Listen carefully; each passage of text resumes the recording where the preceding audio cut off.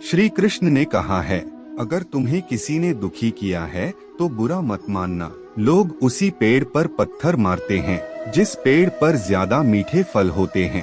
अहंकार करने पर इंसान की प्रतिष्ठा, वंश, वैभव तीनों ही चले जाते हैं। विश्वास ना हो तो रावण, कौरव और कंस का अंत देख लो। कृष्ण कहते हैं, जैसे प्राणी अपने पुराने कपड़ों उतार कर फेंक देता है, नए को धारण करता है, उसी प्रकार यह आत्मा पुराने शरीर से त्याग करके नया शरीर प्राप्त करती है।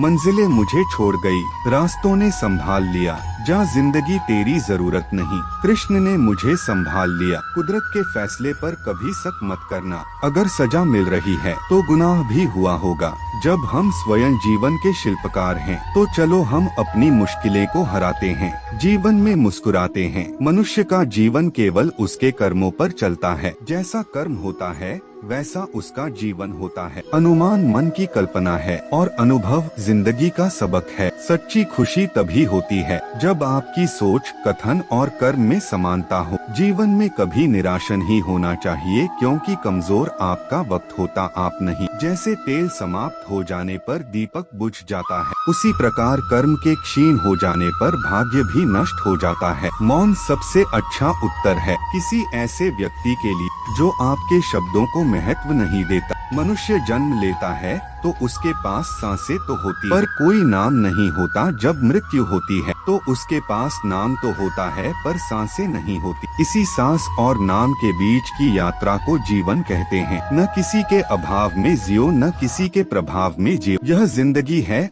आपकी अपने स्वभाव में जियो। किसी के प्रति मन में क्रोध लिए रहने की अपेक्षा उसे तुरंत प्रकट कर देना अधिक अच्छा है। जैसे क्षण भर में जल जाना देर तक सुलगने से अधिक अच्छा है। इंसान चाहे जितना भी खुद को व्यस्त रख ले, जिससे वो प्रेम करता है उसकी यादों से नहीं बच सकता। समय कभी नहीं रुकता।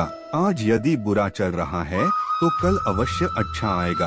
आप केवल निस्वार्थ भाव से कर्म कीजिए और वही आपके हाथ में है। हमारी आस्था की परीक्षा तब होती है जब हम जो चाहे वो न मिले और फिर भी हमारे दिल से प्रभु के लिए शुक्रिया ही निकले। दया होनी चाहिए, कमजोरी नहीं, ज्ञान होना चाहिए, अहंकार नहीं। कोई कुछ भी बोला, स्वयं को शांत को रखो। धूप कितनी ही तेज हो, समुद्र सुखा नहीं करते। मन की गतिविधियों, होश, श्वास और भावनाओं के माध्यम से भगवान की शक्ति सदा तुम्हारे साथ है और तुम्हें बस लगातार एक साधन की तरह प्रयोग कर सके सभी कार्य कर रही है। तुम उसके लिए शोक करते हो जो शोक करने के योग्य नहीं है और फिर भी ज्ञान की बातें करते हो। बुद्धिमान व्यक्ति ना जीवित और ना ही मृत व्यक्ति के लिए शोक करते हैं। तुम अपनी पीड़ा के लिए संसार को दोष मत दो, अपने मन को समझाओ। तुम्हारे मन का परिवर्तन ही तुम्हारे दुखों का अंत है। सुख दुख का आना जाना सर्दी गर्मी के आने जाने के जैसा ही है, इसलिए इन्हें सहन करना सीखना ही उचित है। धर्म चाहे जो भी हो, अच्छे इंसान बनो।